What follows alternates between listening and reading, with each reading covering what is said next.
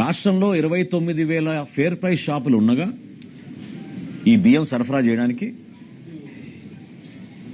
వైఎస్ఆర్సీపీ ప్రభుత్వం జగన్మోహన్ రెడ్డి గారు ముఖ్యమంత్రి అయిన తర్వాత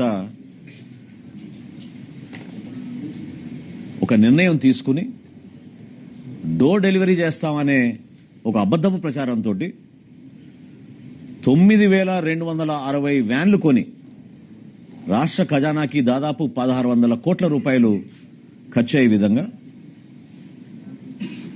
మొబైల్ డెలివరీ యూనిట్ల వ్యాన్లని వీళ్ళు రాష్ట్ర వ్యాప్తంగా ఒక నెట్వర్క్ ఏర్పాటు చేశారు.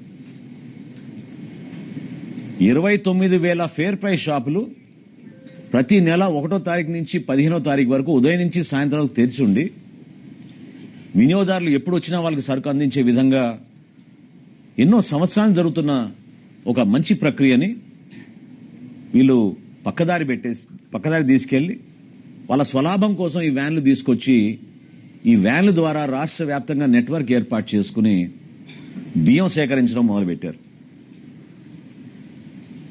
ప్రభుత్వానికి 43 రూపాయల 40 పైసలు ప్రతి కిలో ఖర్చు అయ్యే ఈ బియ్యాన్ని క్షేత్రస్థాయిలో వీళ్ళు 10 రూపాయలకే తీసుకుని వెళ్ళిపోవడం, చాలా చోట్ల మీరు సరైన సమయానికి రాలేదు, వ్యాన్ వెళ్ళిపోయింది కాబట్టి మీకు సరుకు ఇవ్వమని చెప్పడం, చివరికి ఎంఎల్ఎస్ పాయింట్ల దగ్గర నుంచి కూడా గోతాలు తీసుకుపోయే సందర్భాలు ఎన్నో ఉన్నాయి. అది చాలా స్పష్టంగా మనకి ఆధారాలు కూడా దొరికినాయి.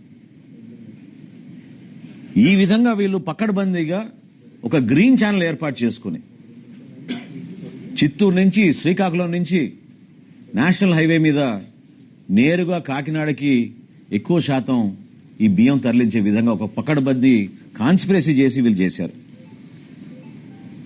ఆంధ్రప్రదేశ్ తీరంలో ఏ పోర్టుకి లేని విధంగా కాకినాడ పోర్టులో రైస్ ఎగుమతి జరిగింది. ప్రత్యేకంగా వీళ్ళు ఎప్పుడైతే మెడ మీద కత్తి పెట్టి కాకినాడ సీపోర్ట్స్ లిమిటెడ్ దగ్గర నుంచి వీళ్ళు పోర్టు లాగేసుకుని ఆరోబిందకు అప్పచెప్పారో ఆ రోజు నుంచి మీరు చూస్తే లెక్కలు ప్రతి ఒక్కరు కూడా ఆశ్చర్యం కలిగిస్తాయి. 3 ఆర్థిక సంవత్సరాల్లో నేను 5 సంవత్సరాలు